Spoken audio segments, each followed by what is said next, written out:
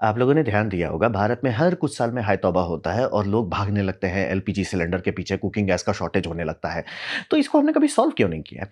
तो रहा बात कि 1990s में ट्राई किया गया था इसको सॉल्व करने के लिए और भारत सरकार अच्छा खासा पैसा भी खर्च की और सबको सब्सिडी भी दे रही थी 75% तक का कि आप अपना बायोगैस प्लांट बना लीजिए। लेकिन भारत ने बहुत बड़ी बेवकूफ़ी की कि बायोगैस का प्लांट हम लोग बड़ा-बड़ा ना बना के छोटा-छोटा चाह रहे थे कि हर ग्वाले के पीछे डाल दो। ये बहुत बुरी तरीके से फेल हुआ।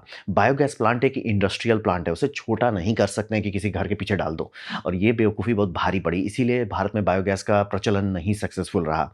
और अब जाके थोड़ा लोगों को बुद्धि आ रहा है कि बड़े-बड़े बायोगैस प्लांट बनाने, जहाँ पे 10,000 गाय का कचरा आ रहा हो या 1 लाख गाय का कचरा हो रहा है, तब जाके वो इतना बड़ा, इतना सक्षम बन पाता है कि आप उसमें गैस फ़िल्ट्रेशन कर सकते हैं, डे टाइम मॉनिटरिंग कर सकते हैं, जितना तिकड़म की ज़रूरत पड़ेगी उसे ढंग से चलाने के लिए, वो सब अफ़ोर्ड कर सकते हैं और तब आउटपुट बल्ले-बल्ले निकलेगा। ऐसे कुछ प्लांट बने और अगर भारत समझदारी दिखाता है तो इस तरह के प्लांट्स को और बनाया जाएगा और कार्बन न्यूट्रल कुकिंग गैस हमारे पास आ जाएगा। लेकिन अब एक दूसरा समस्या आएगा कि भैया इसे डिलीवरी कैसे करेंगे? क्योंकि आपको पता होगा एलपीजी सिलेंडर में मीथेन नहीं होता है, सीएनजी नहीं होता है, उसमें लिक्विफाइड पेट्रोलियम गैस होता है, यानी कि प्रोपेन और ब्यूटेन का मिक्स रहता है, थोड़ा-सा इथेन-उथेन भी रहता है। ये भारी हाइड्रोकार्बन है, तो ये भारी हम लोग इसलिए चाहते हैं ताकि इसे थोड़ा-सा प्रेशर डालें, ये लिक्विड में बदल जाता है, यानी कि डेंसिटी बहुत अच्छी हो जाती है। तो आपका टैंक जो कि सिर्फ 150 पीएसआई के अंडर रहता है, वो आराम से लिक्विड कैरी कर पाता है और उसका फ़ायदा ये होता है कि कुकिंग गैस के अंदर 180 यूनिट किलोवाट आवर तक की ऊर्जा रह पाती है।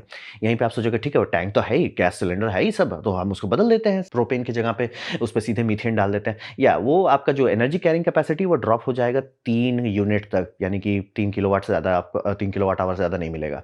इसीलिए अगर आप कभी ध्यान से देखे होंगे एलपीजी से का जो प्रेशर होता है वो बहुत कम होता है, वहीं पे सीएनजी जो आपके गाड़ी में रहता है, वो 3000 पीएसआई तक जा सकता है। आप देखिएगा ये टैंक से लिखा रहता है 200 बार, 300 बार, तो ये प्रैक्टिकल नहीं है। पाइप गैस इसका एक समाधान है, लेकिन पाइप गैस आप हर गाँव में नहीं कर सकते।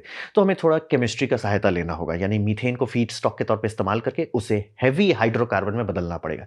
ये किया जा सकता है, थोड़ा फचांग वाला होगा, थोड़ा खर्चीला होगा, लेकिन आज़ादी दे देगा देश को कि एटलीस्ट कुकिंग गैस के लिए हाय तौबा आपको करने की कोई ज़रूरत नहीं और ये कार्बन न्यूट्रल भी है। तो पर्यावरण का भी भला होगा, थोड़ा हमें आज़ादी भी मिल जाएगी और थोड़ा सुख शांति बना रहेगा।